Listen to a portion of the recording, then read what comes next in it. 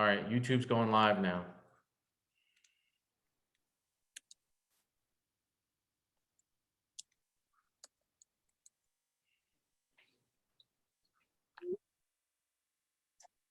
All right, Mr. Ulrich, we can begin the meeting whenever you would like. All right, just give me 1 second. I'm trying to get Ms. Codispoti the call-in information. All right, Mr. Ulrich, we can begin the meeting whenever you would like. I need All to. right, just give me 1 second. I'm trying to get Ms. I gotta mute that.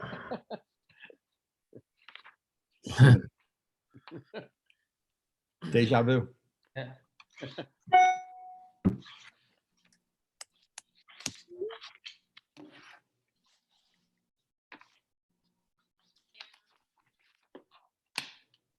Okay, I've done my troubleshooting that I can do with her. If she gets in, she gets in. If she doesn't, she doesn't. All right, I'd like to call the order the regular meeting of the Vineland Board of Education for August 26, 2020 at 5 p.m. Mr. Merkley, roll call. Mr. Constant? She's here. She's muted. She's here. Mrs. Codispoti. She's trying to get in. Okay, she's here. She's muted. Mr. Fiocchi. Here. Mr. Holmes. Here. Mr. Sobrana. Mr. Silva. John is running late. Here. Noted. Mr. Silva. Ms. Spinelli. She's muted. She is here. Mr. Ulrich. Present. Present. And Mr. English is not. We do have a quorum. Thank you, Mr. Merkley. In compliance with the New Jersey Open Public Meeting Law, commonly referred to as the Sunshine Law, the Vineland Board of Education has caused notice and posting of this meeting to be sent to the following: announcing time and place thereof, agenda, etc.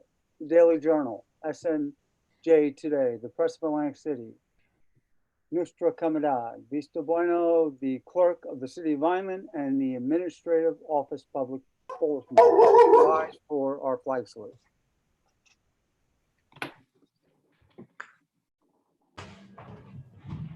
I pledge allegiance to the flag of of the the United United States of America, And and to the republic for which it stands, one nation, under God, indivisible, with liberty and justice for all.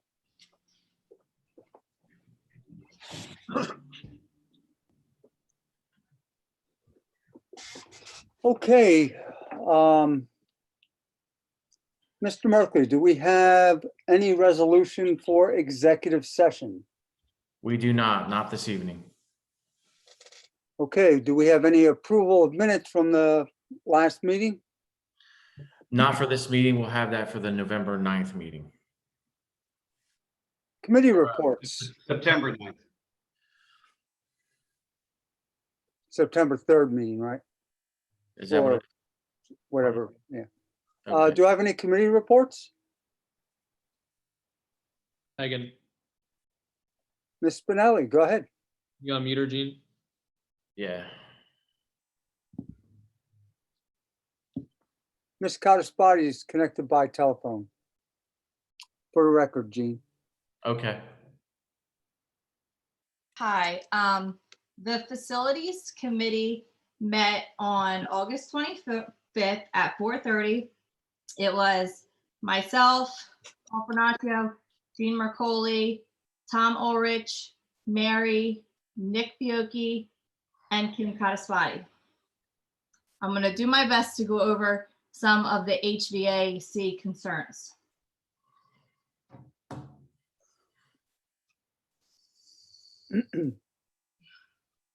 So the schools noted for the HVAC issues that we discussed are Sabataire, Johnstone, Winslow, and Barcy. They have a modernized HVAC units that have been constructed in 2009. The entire HVAC delivery system has modernized control that allows for outside airflow to promote fresh air within the schools. The 3 remaining schools that have original construction, Johnstone, Winslow, and Barcy, they have limited HVAC systems. The existing heating system does not contain fresh air dampers to deliver outside airflow in the working heat months. Additionally, each classroom has a commercial type window unit with the space along with the outside air damper. The dampers for each window unit are locked in open position to allow for additional airflow. A teacher will have the option to open the window of the classroom or the door to the hallway to allow more airflow. When school returns in October, as the weather is consistently getting colder, the air ventilation heating system can run and function normally, offering outside air exchange. These techniques, along with social distancing, face masks, and hand washing, are best practice for students and staff. So we will touch base with this later in the agenda to go over some more of the HVAC issues. And sorry, I'm not an expert on this. And Paul and Jean are here, and they can definitely give us further information as needed. Thank you, Ms. Spinelli. Any other committee reports? All right, we can move on. Mr. DeSanto, any comment by our solicitor? None. All right, the chair would like to entertain a motion to suspend bylaw 0164 to provide this meeting only that the public comment on agenda items and may be limited to 2 minutes for each speaker. Do I have a motion? Mr. Ulrich, any item, agenda items or any item. Oh, I'm sorry, I did misread that. Yes. Do I have a motion? So moved. Second. Mr. Murphy, roll call. Ms. Acosta? She's muted. Yes. You said yeah. Mrs. Codispoti is muted and we can't get her unmuted. She says she's muted. That's what she's telling me on the, she just sent me a message. Yeah, we're having trouble getting her unmuted for some reason. I think trying to rejoin the meeting. Mr. Fiocchi, Yes. Mr. Holmes, Yes. Mr. Silva, Yes. Ms. Spinelli. She muted herself again. I'll unmute you. Ms. Spinelli. Yes. Yes. Mr. Ulrich. Yes, Yes, that motion passes. thank you, Mr. Merkley. Do we have any public comment on agenda items? Please limit your comments to 2 minutes. For those members of the public who would like to make a comment, please press *9 on your phone. *9 will put your hand up and we will know that you would like to address the board. So members of the public who are in the meeting, please press *9 on your phone. And there are several members of the public that are in the meeting.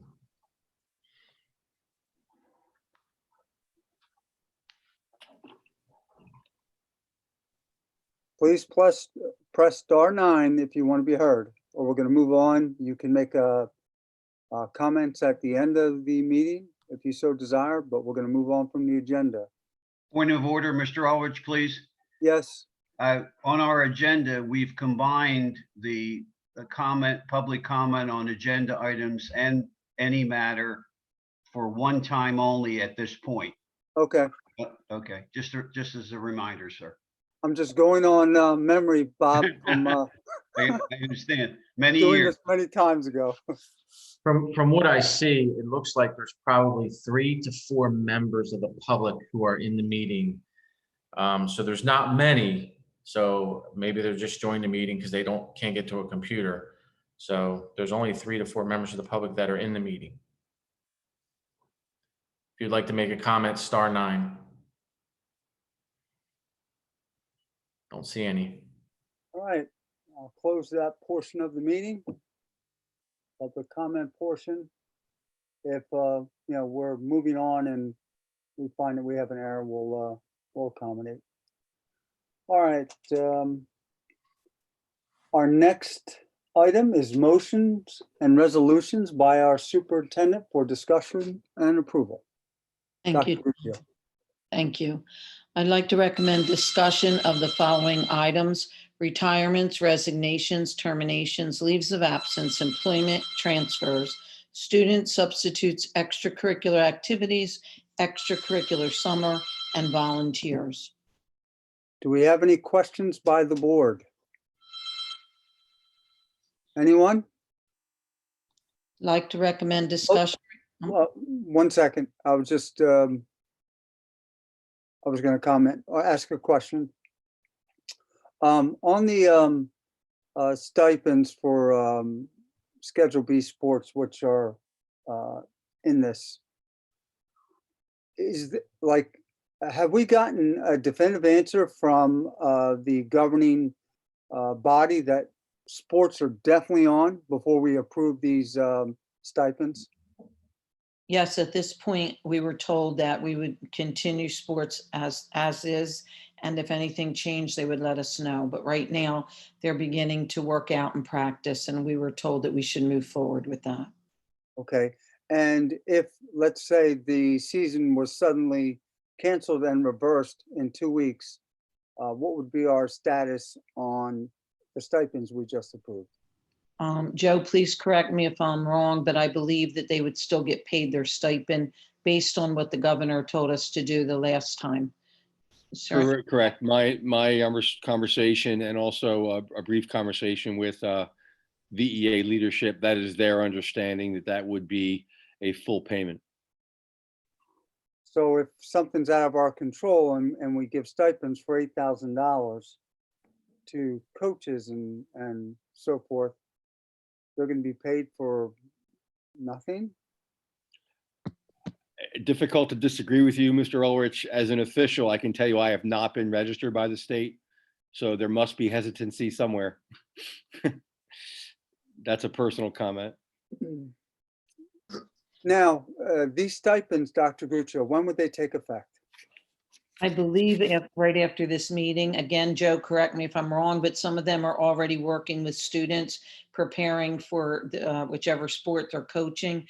So I believe right after the meeting that it would take effect. Is that correct, Dr. Ross? Yeah, yes. The coaches' effort, as I think the board agrees, it's not about the coaches and their effort and the great time they spend. It's just, as you said, Mr. Ulrich, there is the possibility of interruption or cancellation at best. And we would be responsible for paying the full stipend amount. We were given that directive last time, Mr. Ulrich, that even though they were not coaching, since their stipends were approved, that we had to pay them. So they all received the money, whether they coached or not. And that came from the governor's office. I know, and that was in midstream in March, which was totally sensible. So I'm wondering what the status would be if before we started school that they decide to cancel fall sports. It seems unreasonable. I mean, you know, the governor hasn't said that specifically today. So what we're asking the board to do is to sign off, and I believe Mr. Merkley told me it's about $200,000 in stipends. So, you know, I'd say penny on the tax rate, actually, if you want to look at it in the terms of that. I'm for doing sports because I'm going to, you know, comply with what they say is safe, and then we'll go from there. But I'm struggling with the fact that there's no wiggle room with the VEA to understand that this is a very fluid situation that can change on a dime, and that we as board members have an obligation to be the stewards of taxpayers' money. And it doesn't matter to me whether it's budgeted, not budgeted, comes from the federal government, comes from whomever, because the bottom line is it comes from the people that work and pay federal taxes and state taxes every day. So, you know, I wish there was some more better some better information from the governor or at least some flexibility with the VEA and our staff to say, hey, we're going to go forward with this, but if 2 weeks from now, the governor changes his mind, which he does all the time, we hope you understand. Bob? Mr. Ulrich, I can give you a small piece of information, nothing complete, unfortunately. Had a brief informal conversation with VEA leadership suggesting that a piece of the stipend be awarded for the workouts that Dr. Gruccio referred to. And as is their prerogative, they requested that the savings that if the season were canceled, that the savings will be earmarked toward increases for future stipended positions within the VEA, not necessarily coaches, but that the savings would be earmarked toward the upcoming negotiations. And I couldn't commit to that. Well, I mean, obviously, that's something hard to commit to, but I mean, the first part of the argument is totally reasonable. Like, obviously, if the coaches have been putting in time, we expect them to be compensated, right? I mean, that's a fair assumption. But if they're not putting in time, we're at the point where we can press the pedal, or we can say that we're going. They're not paid the sum up front, right? They're paid in increments. Correct. So we could get to the line when we just say, hey, if it's canceled, we've done our part, and unless we receive an order from the governor's office, we could bring it to a legal matter. Mr. DeSanto, where do we stand on that? This is an issue that has not been referred to me, Mr. Ulrich. Joe, have you had discussions with Labor Council? Brief discussions. I believe we agree, Ms. Curio and I, that there's no language that calls for or allows for proration. Okay. All right. I'd be happy to try to reach out to the county superintendent and see if they can get any clarification for us from the governor's office. I'm not sure that will happen, but we can certainly try. Well, I mean, that's good. And I don't want our employees being penalized because they're working with our students, and they deserve to get paid for that effort, like anyone would has a right to. But since they're not getting paid on the clock, can we postpone this until the meeting in the first week of September, since school's not really even started, or that's not doable?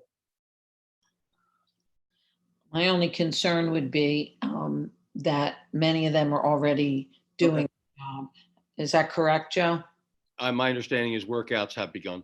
Right, okay. Can we approve just those that workouts have begun, and put the rest of them off until, what do we meet again in a week? 9th. 9th. So, a little over a week. So can we break that out and approve the ones that have begun summer workouts? And I assume that's football. What other ones, Dr. Rossi? I haven't talked to Mr. Robbins about that specifically, but I would imagine every fall sport, the band, those types of things have begun. I believe they have. They started last Monday.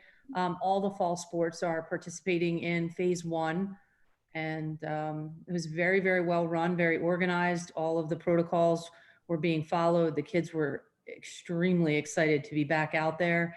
And it was just a really well organized practice that I saw. And I know that was on a Tuesday. The band was starting the next day. So that was the only other group that I didn't see. All right. Sounds like they're engaged. So, I think since Mr. Russo brought up earmark monies for negotiations and stuff, that can be a matter that, can be addressed then, I guess. Thank you for your answers. I'd like to recommend discussion regarding the hourly rate increase for substitute security guards, which will be effective September 1st of 2020, from a current range of $12 to $13 per hour to $13 to $15 per hour. New Jersey minimum wage rises to $12 an hour, which will be effective January 1st. Substitute security guards typically work 6.5 hour days with an unpaid 30-minute lunch break. Questions? Okay, I would like to recommend discussion regarding the following contracts for the New Jersey Youth Corps grant for July 1st, 2020 through June 30th, 2021. That would be for Gary Brown, Stephen Medio, and Sherry Wilkins. questions?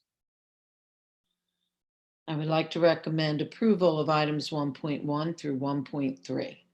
The chair would entertain a motion. So moved. Second. Roll call, Mr. Merkley. Ms. Acosta, who's muted, she said yes. I heard her. Ms. Codispoti, I don't see her in the list. I think she's trying to get on in a different way. Mr. Fiocchi, Yes. Mr. Holmes, Yes. Ms. Body says she is listening. She's just muted and she votes, well, I guess she can't vote, so. Mr. Silva, Yes. Ms. Spinelli, Yes. Mr. Ulrich. Yes, The motion passes. thank you. Dr. Guccio. Thank you. I'd like to recommend discussion of the fall athletic schedule and district travel. Questions? None. I would like to recommend discussion to authorize the board secretary to enter into an affiliation agreement for the 2021 school year for the placement of students for field internships, student teaching, practicum, and observations with Wilmington University. Questions? None noted. I'd like to recommend discussion regarding waiving the waiting period for an otherwise eligible employee, new hire or rehired, to become enrolled in the Vineland Public Schools prescription drug plan and medical plan retroactive to August 3rd, 2020, in cooperation with Governor Murphy's Executive Order 172. Questions? I'd like to recommend approval of items 2.1 to 2.3. The chair would entertain a motion. So moved. Second. Roll call, Mr. Merkley. Ms. Acosta. I see her, but Frozen, maybe. she's not frozen. Ms. Acosta?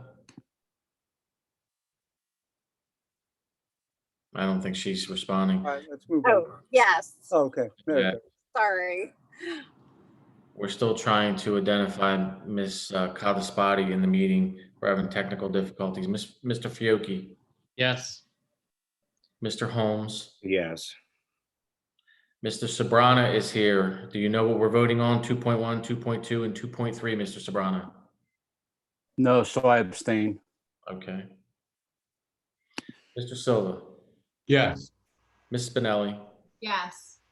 Mr. Ulrich. Yes, The Dr. motion Guccio. passed. I would like to recommend discussion regarding the placement of special education students. Questions?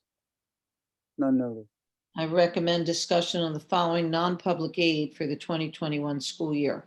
It is non-public textbook aid in the amount of $22,847. Questions? None noted. I'd like to recommend discussion regarding the breakfast and lunch price update for the 2021 school year. Questions?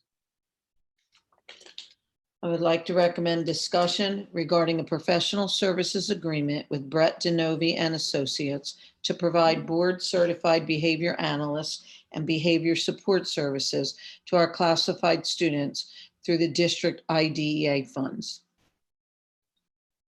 Question, and I do have one, Dr. Guccio. And you know what? We can get that under the reopening conversation. Any other questions? Okay. Go ahead. I'd like to recommend discussion of year two renewal for the following contracts at the current contract price from September 1, 2020 to June 30th, 2021. with an option to renew for 1-year term for a maximum of 3-year contract.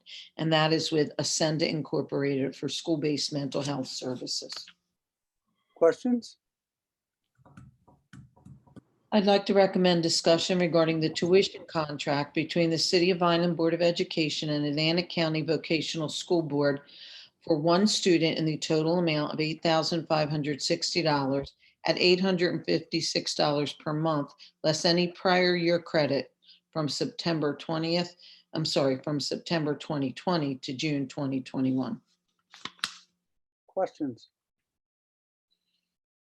I'd like to recommend discussion regarding the 2021 itinerant shared service agreement between Cape May County Special Services and Vineland Public Schools for July 1, 2020 through June 30th, 2021. Questions? I'd like to recommend discussion regarding the 2019-20 joint transportation agreement between Woodford Township Board of Ed and the City of Vineland Board of Ed in the amount of $2,542.06. Questions? I would like to recommend discussion regarding the 2021 joint transportation agreement between Maple Shade Board of Ed and the City of Vineland Board of Ed, the amount of $1,800. Questions? I would like to recommend discussion regarding the following: Cumberland County Regional Cooperative Transportation Initiatives. Questions? No, Mr. no. Ulrich, excuse me. Yes. Dr. Gruccio, I think 4.7 was missed unless I'm making a mistake. I think you covered 4.6, the Atlantic County Vocational School, but not, I'm sorry, but not the Cape May. I thought I did Cape May, but if you want, I can read it again. Just to make Approval sure. regarding the 2021 itinerant shared services between Cape May County Special Services District, Vineland Public Schools from July 1, 2020 through June 30th, 2021. Thank you. I'd like to recommend approval of items 4.1 through 4.10. Chair would entertain a motion. So moved.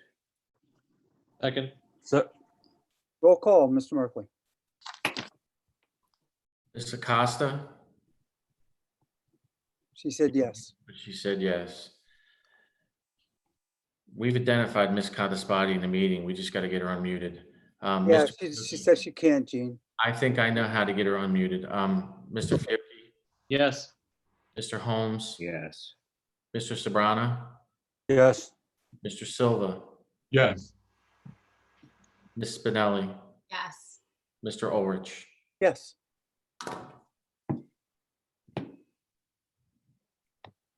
Okay, Dr. Guccio, any other items, or is that do it for you? It's the end of my part. Thank you. Thank you very much. All right, number 10, items proposed for discussion or adoption by board members. And we do have one. I was asked by multiple board members to have Dr. Guccio and her staff please discuss in detail the delay in opening to a virtual only situation until October 13th, reported HVAC issues, isolation room issues, and what professional development is being given to our staff to prepare for this all virtual, and then when we go back into school, our hybrid model.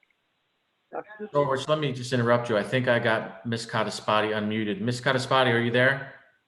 I am. Hey, Yay! well, for the record, since I know you were listening because you were telling me, do you have any votes on anything that you want to be put into the record on what we went over? I agree with everybody, and I agree with what you were saying about the stipends. So, yeah, everything that, how we voted was fine. Okay, Gene, there you got it. Mr. Ulrich, 1 minute. Yes. I apologize. Mr. Merkley, I need to abstain from 4.15. It's a mistake. Ascenda, yes, okay. Thank you. Would you like me to begin by explaining? I don't know where you'd like me to begin. Just Begin at the beginning, Mary. It's fine. How you came about the decision, and then we can go to the HVAC, which Megan covered a little bit. Okay. We can give Paul a little speaking time. Got it. As Little you, speaking time, Paul. all right, as you know, we have had several meetings with all of the county superintendents and the health departments, both in Vineland and the county, as well as our county superintendent. Since the plan was done and submitted for our hybrid plan, many of these meetings continue to take place. After a lot of discussion, we, as a collective group of 14 districts within Cumberland County, decided that we were going to proceed with the virtual beginning of the school year. And our hope was that by October 13th, after the summer is over and the Labor Day, that things would hopefully settle down and that we could then resume our hybrid schedule. I directly asked the health department if they thought that by doing that, that we would possibly be in a good position to see lower numbers, because Cumberland is the highest on the list right now, even though it's outrageous, it is the highest. And they have been seeing increases each day, minimal. Those things at once. And they responded to me by saying, yes, they believe by mid-October, their hope would be that those numbers would level off and that we would possibly even be able to move from a moderate rating, moderate risk to a low risk. None of us know that for sure, but they felt very good about delaying things for a little while. They also strongly recommended that when we do go back to our hybrid model, that we do the half days, legal attendance days. They feel if we could eliminate lunches in the school with all of the students, not wearing masks and whatever, they feel it would have a major impact on the numbers of cases. So as I had told the board prior, that's one of the things. Human being. I'm in the process right now of reworking the plan with my team. I have to submit it by next week. So we're trying to go through each of those items and make sure that we have a lot of detail in there. When we voted as to whether or not we were going to go virtual, we had all of the big districts, Vineland, Millville, Bridgeton, we had CC Tech, and we have all of the little districts as well. Hopewell, Commercial, Down, Morris River, Fairfield, Upper Deerfield, Stoke Creek, all of them as well have decided to go virtual. And surrounding districts are beginning to do the same thing. And it's my understanding now that New Jersey has 1/3 of their districts beginning virtual out of all the districts in New Jersey. So at that point, once we made that decision, we had to write a letter to the state explaining why we've chosen to begin virtually. So in that letter, I mentioned a few things. I feel very confident that things in that letter will be well taken care of by the time we return in October. They were the HVAC system because the BEA had expressed a concern about 4 of our buildings. And we wanted to make sure at that time that we had time to work with Paul, discuss with the BEA, and make sure that we were doing everything possible to address those schools. So we placed that in the letter. We also placed isolation rooms in the letter. We are still, as of today, defining where the isolation rooms will be in each building. Every building is very different. We were told that they should not be isolated in the nurse's office. Therefore, we have to find other places where somebody can watch those students and students can be isolated until a parent can come pick them up. Paul also just ordered plexiglass dividers that are on wheels. We were able to purchase 1 per school. When they come in, that will also be a big help for us when we have to separate students in an isolation area. The other thing was PD, and I can let Nathan in a moment describe what we're doing with PD. We have a thorough PD program that we talked to the VA about. All of our teachers will be completing, I forget if it's 10 or 16 hours, but of professional development on appropriate ways to teach remotely.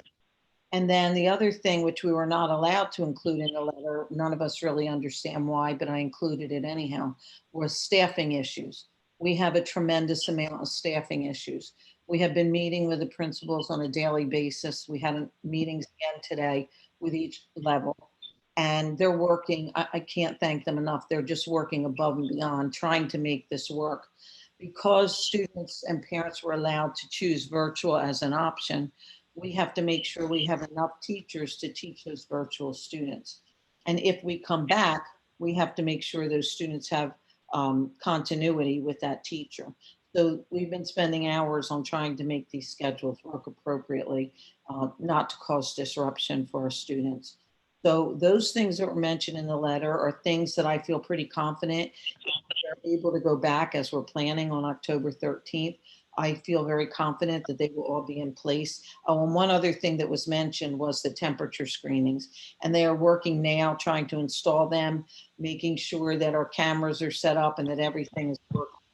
So I placed those things in the letter because they were still being worked on and still are as of today. But I feel very confident that when we go back, all of those things will be in place.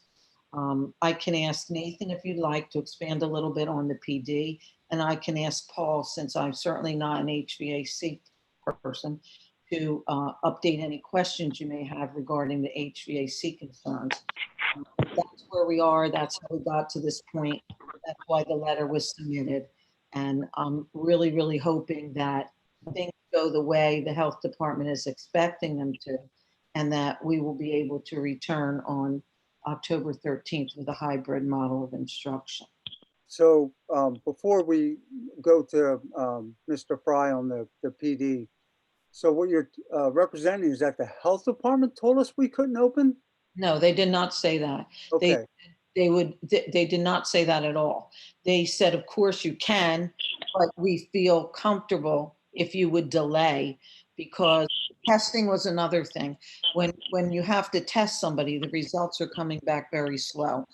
So their concern was if we delayed, we would be able to address the things I just went over with you.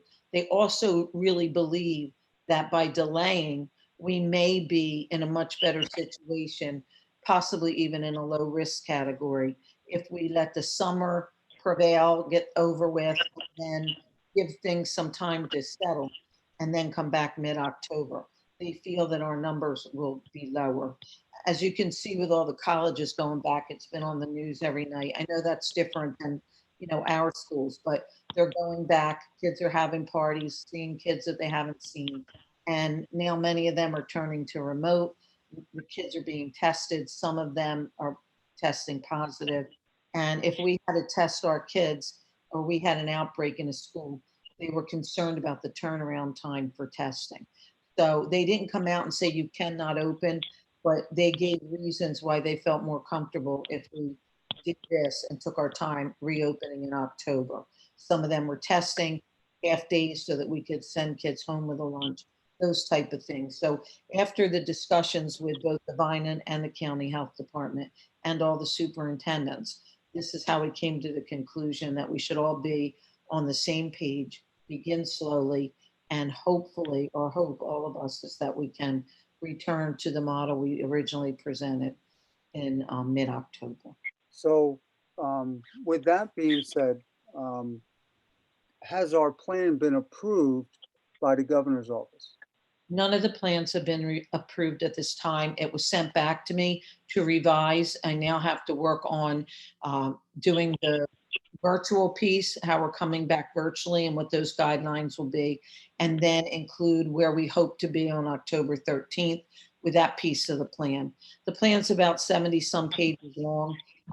We're kind of booked out tomorrow to just sit in a room and work on updating that.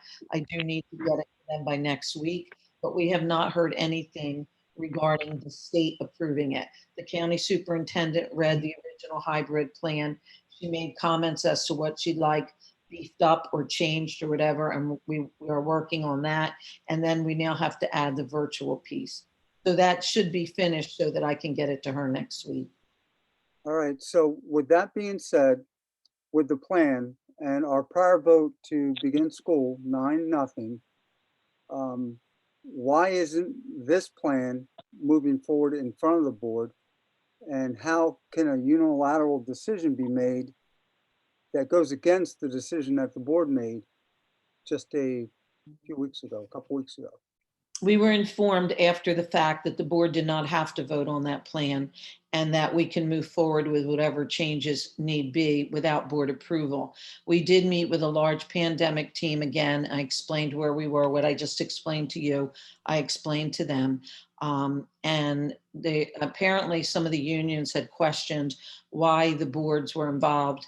And after research, the county superintendent said that it was not necessary for board approval. Obviously, I'm keeping the board in the loop. I wouldn't just leave you in the dark. I'm trying to explain how we got to where we are.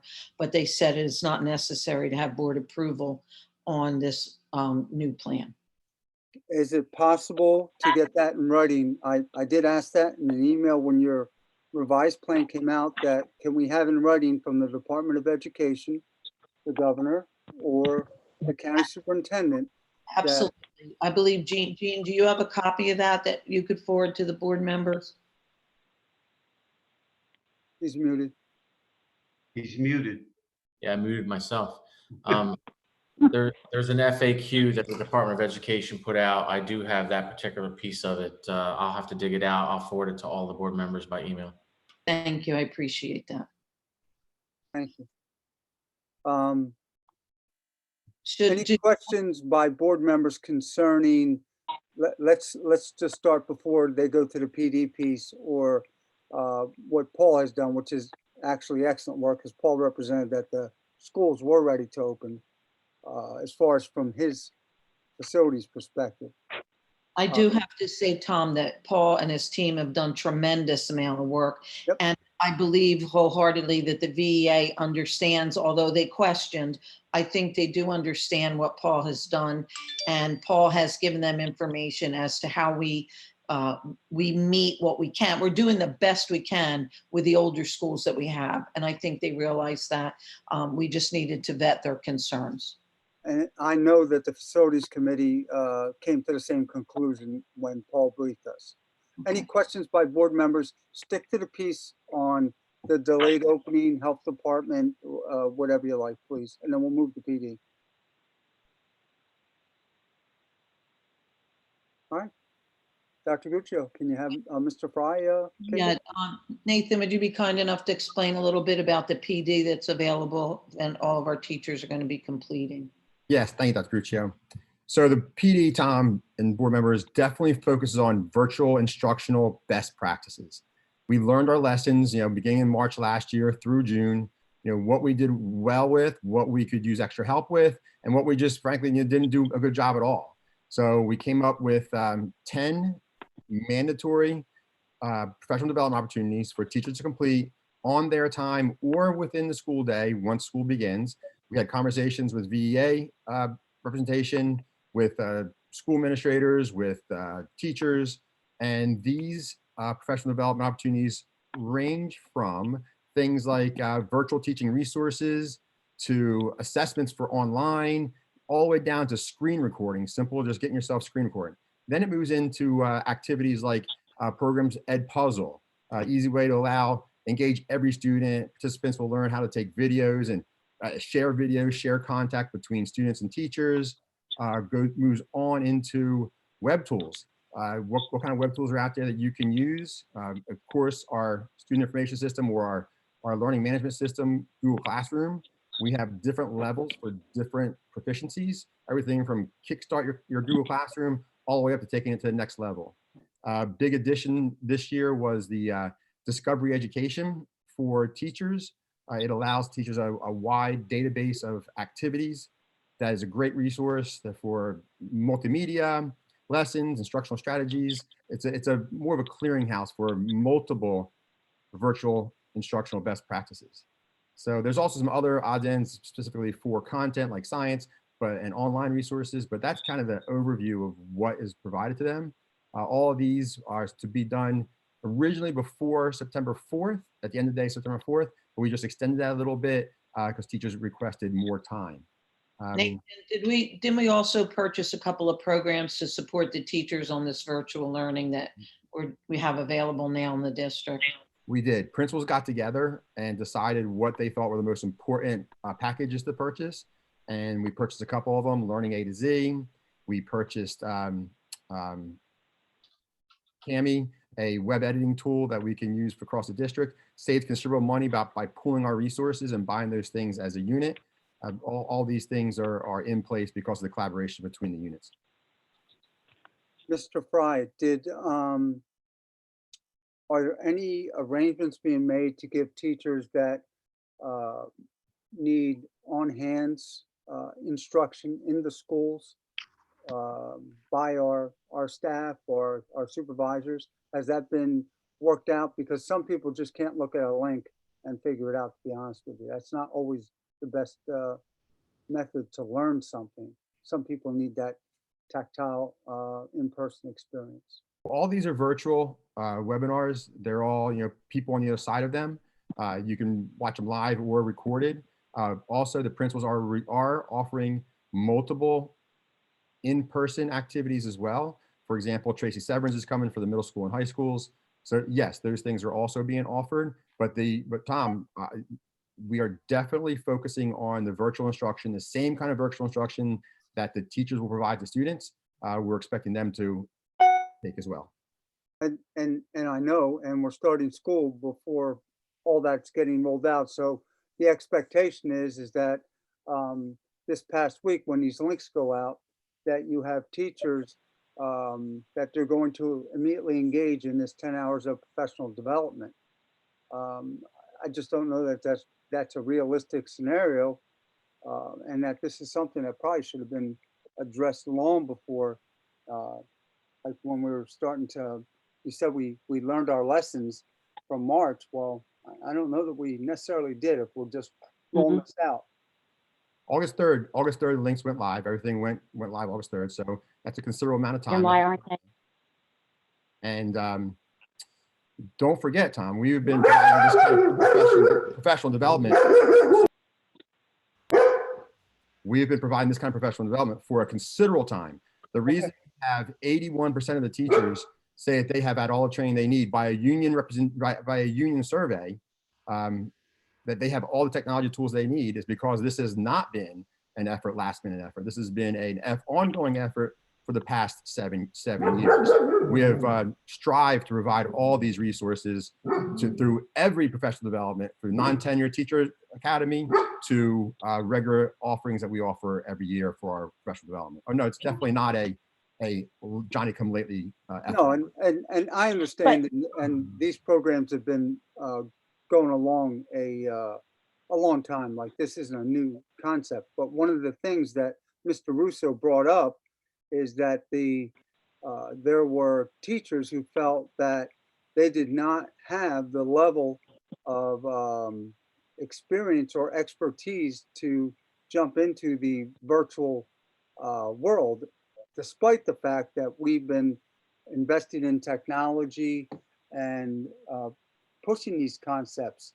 So I don't think you can have it both ways. Like, I don't think you can have the VEA saying on one hand that our staff needs professional development, and then the administration saying, well, a survey by your staff said 80-some% have everything they need. And if that's the case, we should be delivering some bang up instruction. And we heard through public comment that probably about 50%, half the parents that called in weren't happy with it. The other half said they were happy with it. So I think, the numbers are kind of somewhere in the middle. That was it. Well, the survey I was referring to was a union survey, was a VEA survey, Tom, not an administration survey. That was provided to us from the survey itself. Okay, I mean, that's fine. So that being said, where you said 80-some%, so I assume that there's going to be very few complaints about professional development as we move forward, because everybody says they're good to go. I think that's. I'm sorry, Teresa. Who is that? That's my dog. Oh. Sorry. I think that's an unreasonable expectation for no one to complain, but I understand what you're saying. Yeah, that's all. Right. I mean, we provide, Tom, and we will continue to supply. If anyone out there feels that they need something special, they can always reach out to myself or any supervisor or principal, and we are always very accommodating to provide any resources they need. One other down to- thing, Nathan, is we also, Tom, we're providing a help desk. If you wanted to talk about that a moment, Nate, for our Yeah, team. we're rolling out a help desk for teachers to call during the day from 7 o'clock to 4 o'clock. So if they have individual issues, we'll have 3 people online. It's going to be escalated from 3 kind of areas. It'll be simple areas like break fix kind of stuff where you say, okay, look, my computer's not working. Lower level, like we were talking about with Ms. Cottaspati, okay, restart your computer, try a different browser, do these kind of things. And then of course it has to go on to a higher level ticket. And then it'll also be like simple password things. Because a lot of times, people forget their passwords and they try to log into different units and they just forget their password. All the way up to more of a specific piece. I can't post something on my Google Classroom, or I can't see the students who have responded to my posts. So those are the 3 categories we focused on. Another level of support for teachers on the go. They have somebody to call in right away. Okay, that's the PD piece. Any questions for Mr. Fry? I do. I have a question. I have 2 questions. One is, if we've had all this PD development with the virtual and things like that, then why is the training being extended? And if it's being extended, then we're technically not really ready to teach our students, correct? And Well, that's another 2, example. I just want to, before I lose you guys again, I just have another question. You said you met with the administrators. Are that the principals or people like that? Across the board, central administration, building level administration, across the board. It's all part of the pandemic plan. It was all part of what we've been doing for the last couple of months. I think it's important to realize that Vineland has many, many teachers, and some of them are expert users and some of them are novice users. And this level of training is now being mandated. The other trainings, sometimes they were offered on a PD day and you could take this or you could take that. Their teachers have a lot of choice. In this case, we know we're in this circumstance where we're going to virtual learning, and we're now saying you have to take all 10 of these. Are some teachers going to be a little bit maybe bored during them because they already know this? Yes, but this will get us to a baseline level so that we can no longer have to hear this teacher didn't know, this teacher didn't know. They're all going to have at least that baseline level of knowledge. At the end of the 10 trainings, everybody should be at a certain point where they can efficiently deliver virtual instruction. You still may have parent complaints because, different teachers vary in their delivery. And different parents have different expectations. And I've encouraged those parents, if they come into these problems when we go virtual next week, they should contact their teacher, then their guidance counselor, then their principal, and then me. And we'll take care of those issues if they follow that chain of command. But I think it's important to realize that with as large a staff as we have, to get everyone to a base knowledge level, it's really important. And that's these 10 videos. I'm watching them too. I already know how to do it, but I'm going to watch them anyway. And, some teachers are taking time in the summer, which I commend them for, to get them kind of done and over with so that they're ready to go. And others will do them the first 4 days of school. I appreciate the thought. I'm just thinking that we have 900 teaching staff, and this is being basically done for 128 that don't want to come back into the building, when we have 3,000 students out of our 10,000 plus students that chose virtual. I'm thinking that the majority of the people, the parents, the students, the employees, they want to get back to school. And we have engaged in well, we haven't, the board clearly hasn't, but it appears as if, I'll be honest with you, that they don't want to go back to school. That, when you hear, well, maybe, I really would like to have a letter from the health department to say those extremes, like we don't have enough testing, or the testing results didn't get tested. Well, I know somebody got tested 3 days ago and he got the results in 2 days. So, I don't know if they're one-offs, but those broad brush statements, I frankly don't buy, and it's too much fluff. People want to know when we're going to get back in. The governor has said, you have to be working towards getting back in, that everywhere in the state is safe to return to school. That's from the governor. That's not from the Vineland Board of Education. That's from the governor's office. So it sounds as if our big issues, because staff was not part of them, was this isolation room and the HVAC issues that were brought up by Mr. Russo and the BEA. Mr. Farinaccio has noted that from the HVAC standpoint, that we are basically, he's done all the measures he can. He will continue to do that. So it comes back, it circles back that the things, some of the things put in the letter are not from the governor, and that we need to get schools opened. And that's not an opinion that I came up with. That is an opinion from the governor of the state of New Jersey. The governor also is the one who came up with the fact that we couldn't use staffing as a concern. And across the board, it's one of the major concerns that we all have. The other thing is we've been meeting regularly with principals. And as of today, it looks like we're pretty close to 50% of our kids not coming back. So it's, you know, it's not that the majority are ready to come back. We have almost half of our kids that do not want to return, or their parents don't want them to return. At the building level, the principals took on the task of calling and reaching out to every parent who did not respond to the surveys that we sent out. And phoning them has really led to many of the people that didn't respond assumed we were going to put their kid in the virtual, and we didn't. We put them in the in-person. So now we're making those switches, and it's driving those virtual numbers up. So that number is not at 3,000 anymore. You know, it's higher at this point. Well, it was 3,000 just a couple of days ago. So if it's changed, can you please get that out to the board as soon as possible? Because all I see is misinformation, miscommunication, hope. That's not good enough, Dr. Guccio. It really is not good enough.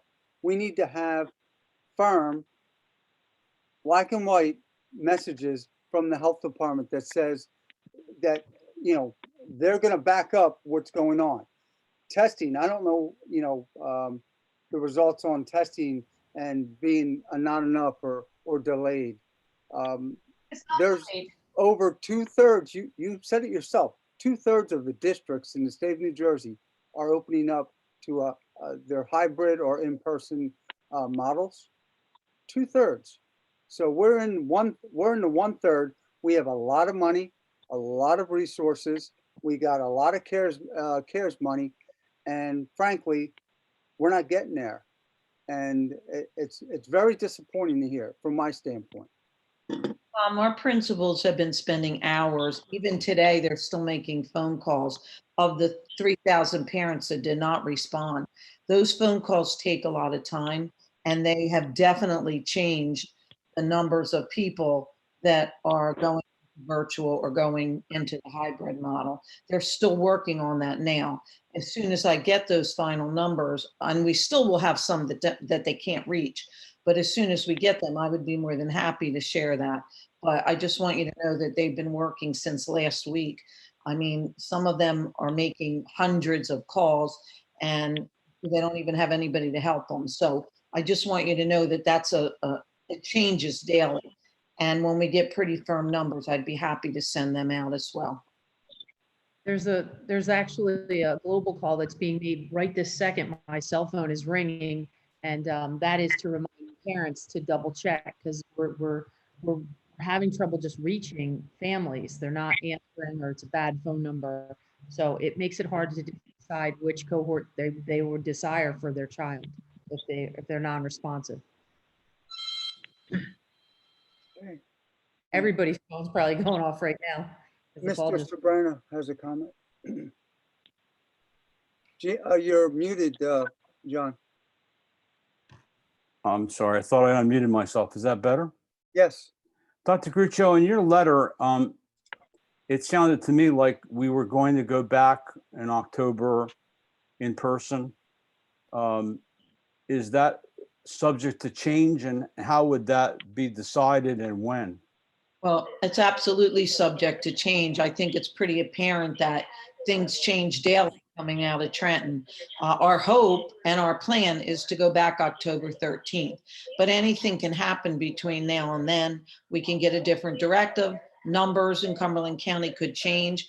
Our plan is to move forward, but that absolutely could change based on a variety of factors or any directive that we may get out of Trenton.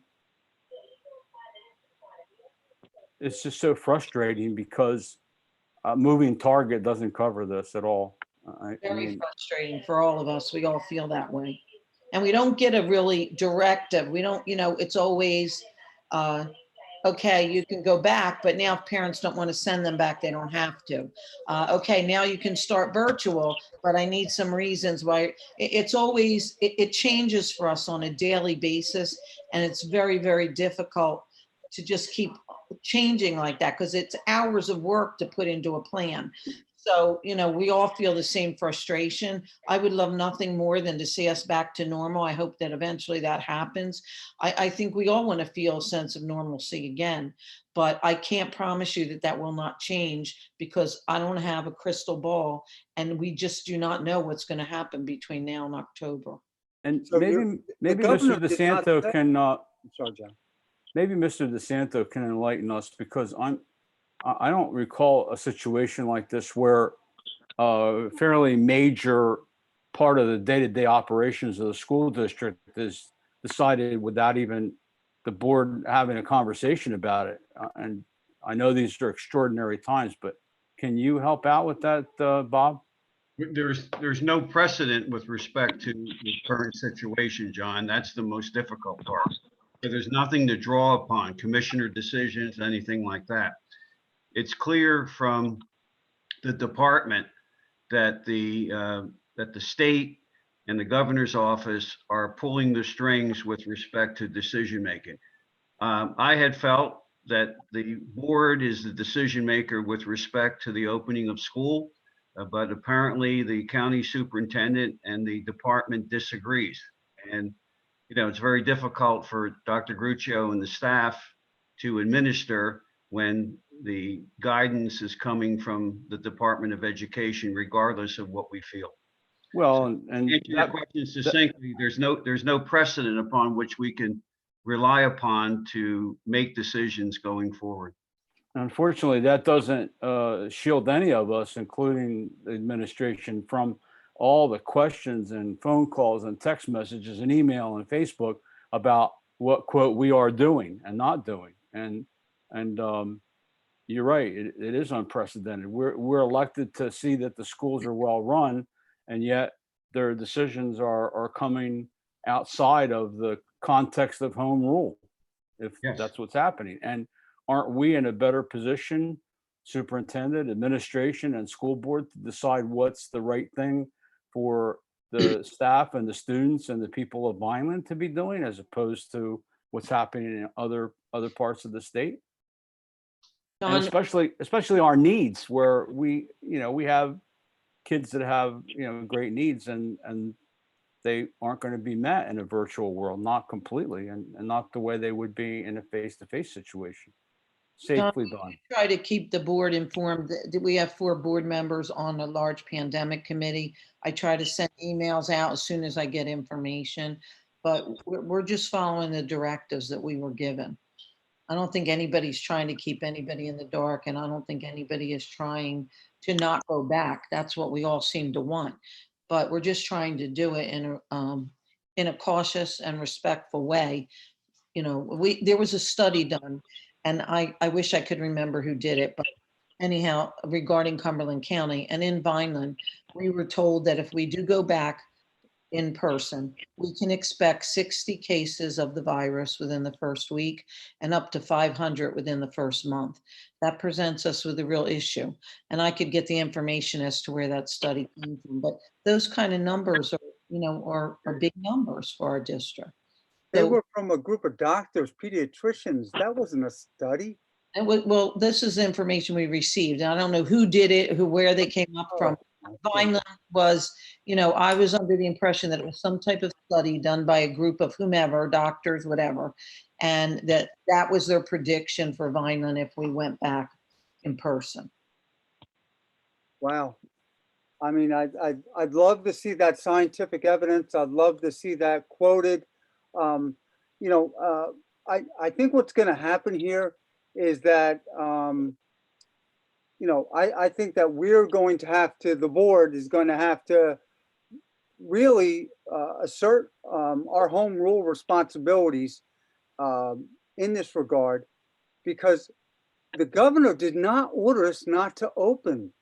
Our plan hasn't even been approved, yet the county wants us to believe that Cumberland County is in this zone where we can't.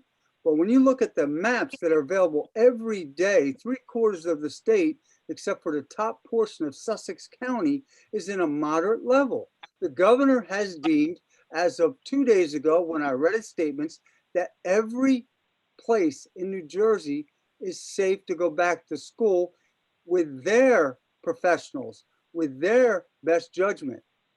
So I'm sorry, the double talk.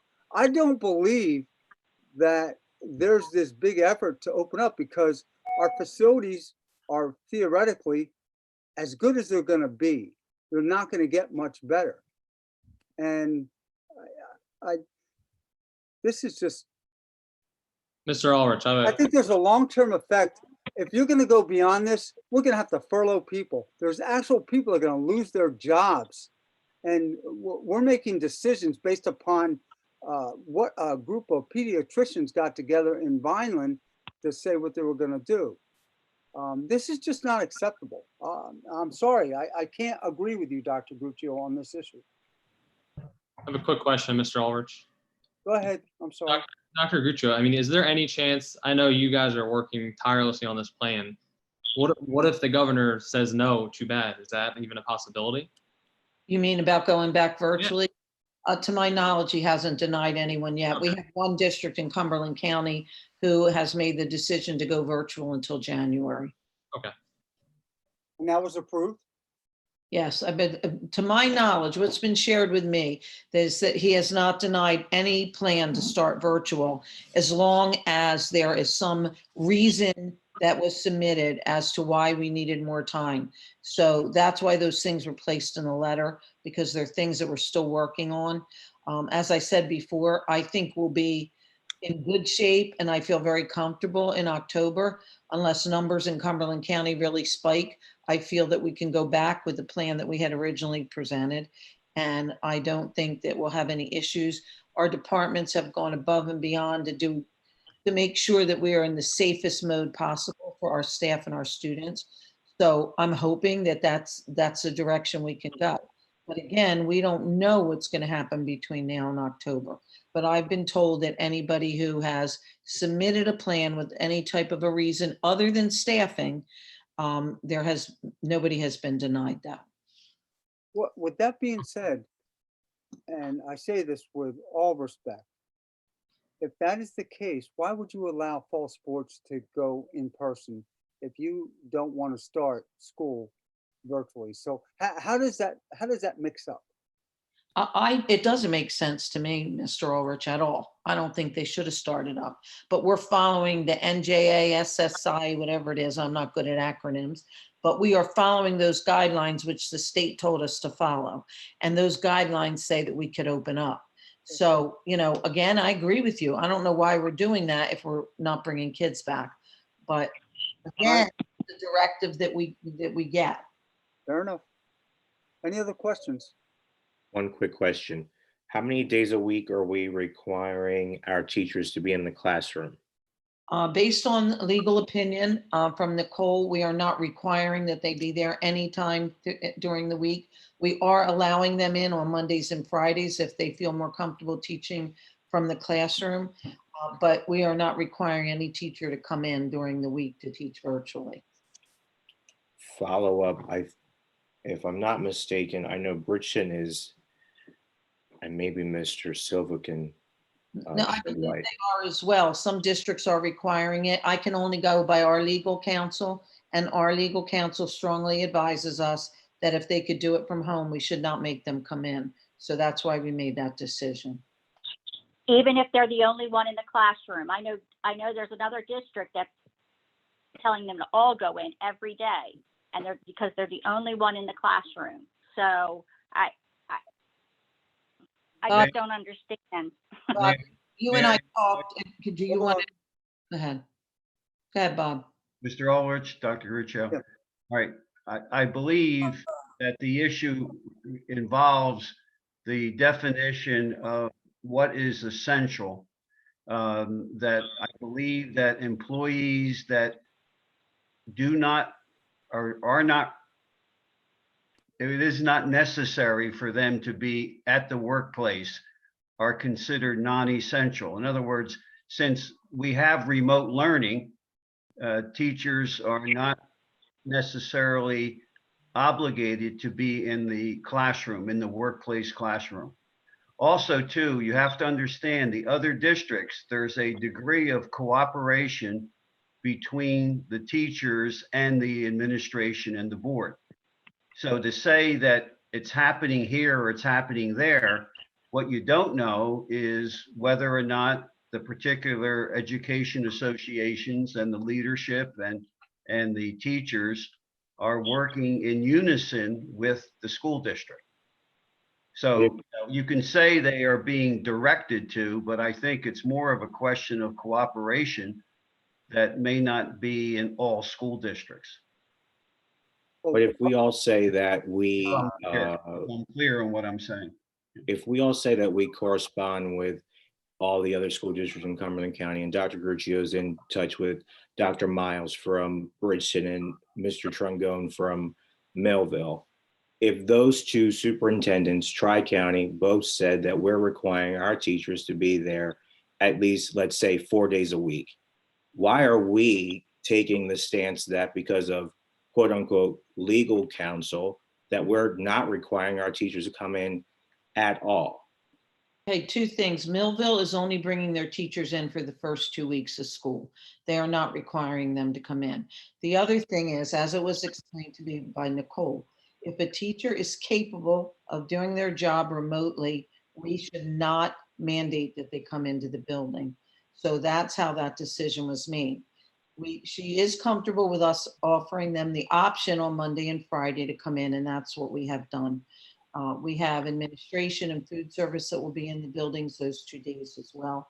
And administration only will rotate their days Tuesday, Wednesday, and Thursday. That's how we get that Oh, decision. I'm sorry. Why Cedric, wouldn't they be in every day, administration? They are, but they're rotating. So, you know, that we don't want a full office staff with a principal, 6 vice principals, 7 secretary, you know, they're going to split it up so that they're not all in one area every day. There will be administration there every day. Well, you just told me there's not enough people to make phone calls to teachers. So why wouldn't we have all of our administrative staff and secretaries in socially distanced in an acceptable manner that Mr. Farinaccio says is online? We are doing that every day of the week, but on Tuesday, Wednesday, and Thursday, they can divide their team up and some work remote and some work in school. Is central office going to be virtual or at home as well? We have been in every day for the last month, and as far as I know, I'll keep being there. So we've been coming in on a daily basis.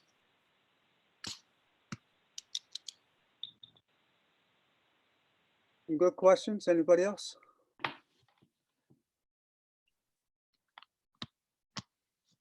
Thank you, Dr. Gruccio, Mr. Fry, and Mr. Farinaccio. You've been given a pass today. All right. Anything else, Dr. Gruccio, just on closing before I move on? No, that's it for now. All right. Thank you for the answers. Okay, we don't have any bills for approval that incurred during the previous month. We'll be meeting, like I said, on the 9th. There are no emergent items. Old business, none was directed to me. New business. So that'll take us to board member remarks. And we can start with Mr. Silva. I just would like to thank administration for their hard work. I know firsthand the type of work that you guys have been doing. Also would like to wish the teachers embarking on a whole new venture, completely remote. I'd like to wish them well in what they're doing. Our students would like to wish them to hang in there and do as best as they possibly can until we can actually come back to school. That's it. Thank you. Thank you, Mr. Silva. Ms. Cataspati. I'd like to thank Mr. Fornaccio and his team. They've done an incredible job. I know when we had that 9-0 vote, we were very confident in what they had told us that we were ready to go back. I know everybody's doing hard work, you know, Dr. Gruccio and her team. I'd like to wish the students well. This is abnormal for them. I've spoken to a lot of parents and I've spoken to a lot of teachers who want to get back into the district. I encourage the parents, if they have any kind of question or problem, please, please, please reach out to the teachers or to the administration of the school. They are there to help.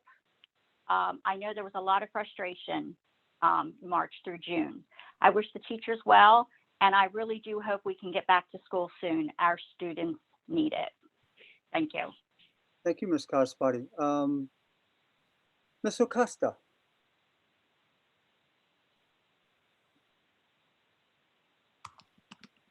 Is she still on? Or she dropped? She dropped off. Okay.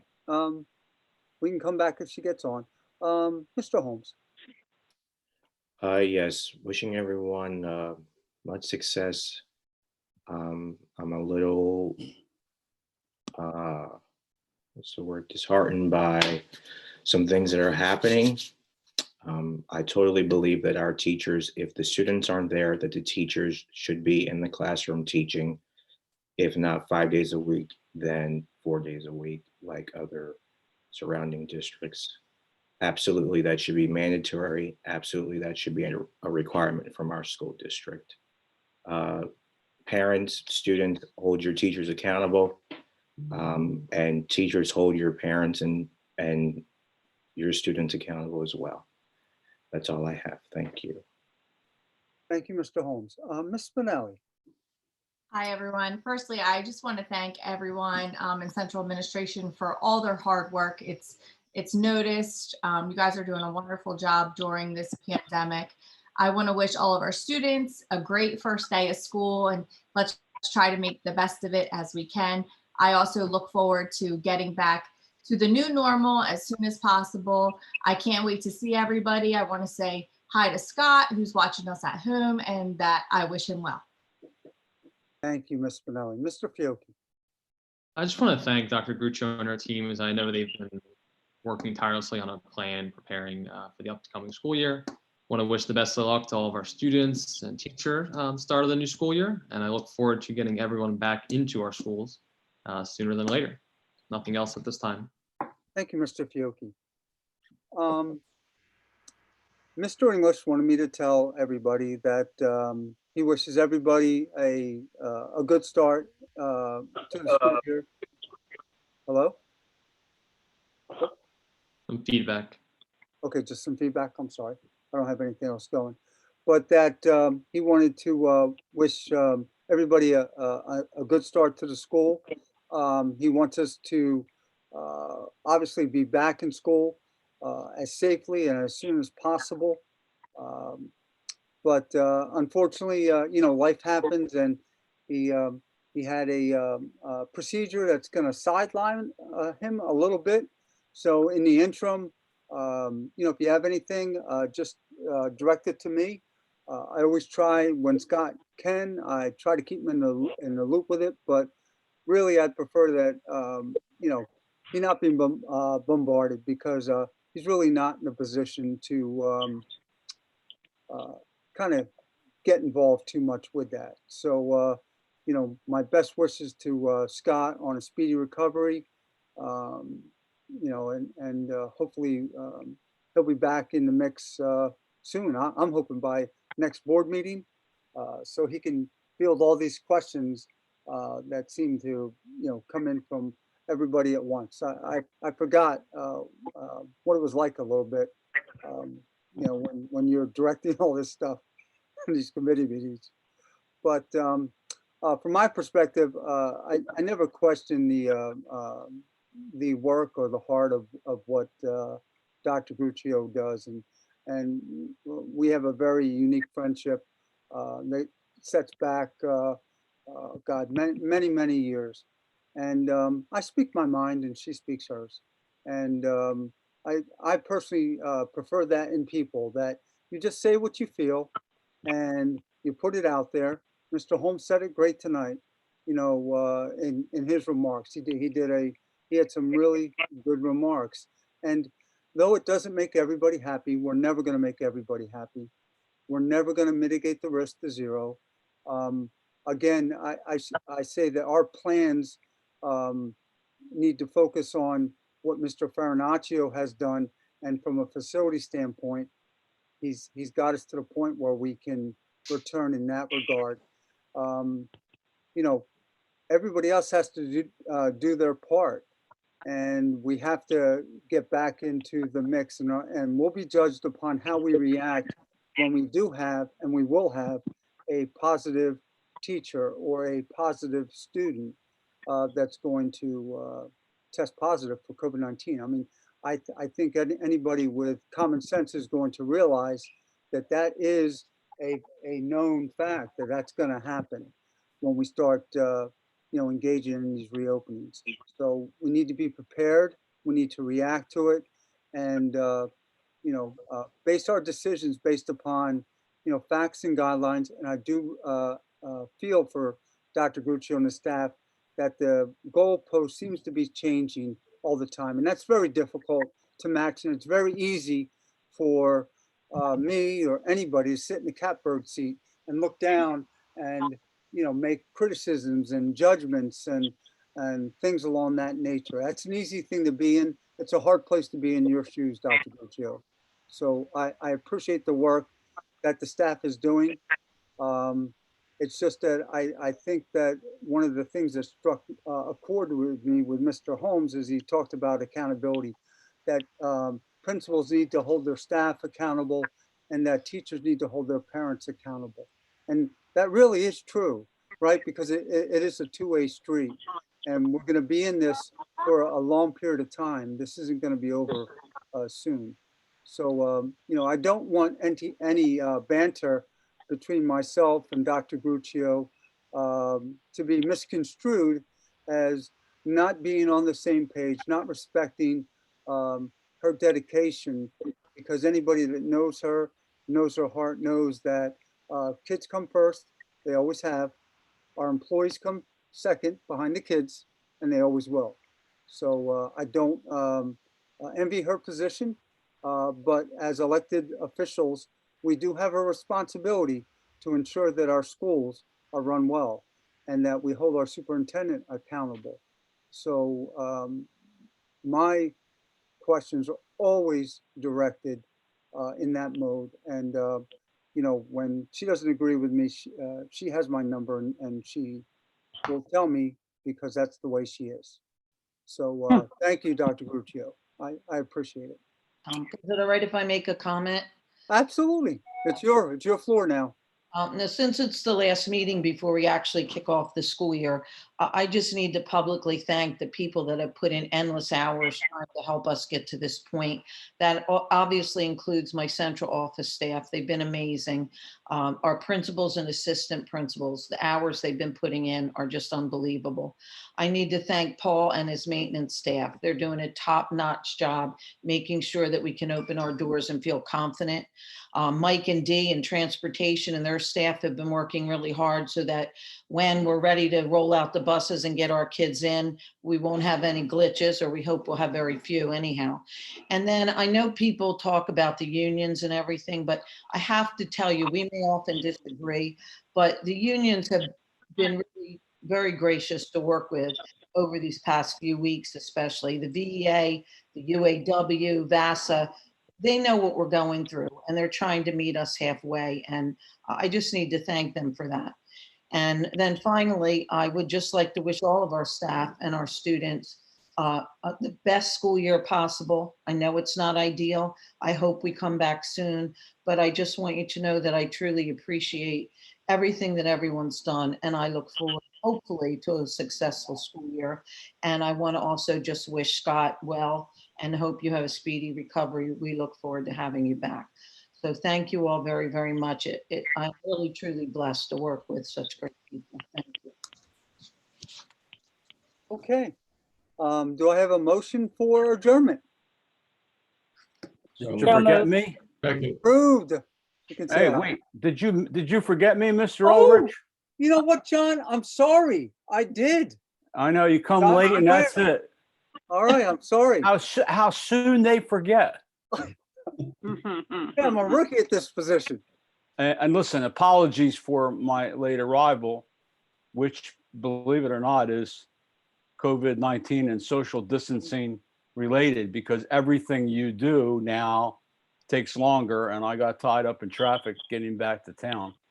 Also, if I gave the impression of criticizing Dr. Gruccio and her staff, I was misunderstood. What I meant was that the job of administering the school district and serving as elected officials has, which bad enough and hard enough as it is, been usurped by outside forces over which we have no influence or control. I'm just frustrated because we seem to have a good plan and we're moving forward, and then people outside of our circle impose on us different ideas. And I know that we all want our kids to be in the classroom where they're going to have the best possible instruction. But I've always said from the first day that I worked in the district that the safety of our students and staff was the number one thing. So that's important. And I still say that really this is not going to end until we have a durable, demonstrably effective vaccine that's going to be available to all 350 million of us. And I got a feeling that's going to be quite a while. I just hope that we're not imposed on even further than we already have, if that's possible. So having said that, I apologize for my late arrival and want to wish everyone the best, and miss Mr. English, although we should have slightly shorter board meetings for a little while. And I hope he gets better soon. Thank you. Yeah, it's only 6:30, by the way. That's a good thing. Well, I don't want to say that, but Oh, it's true.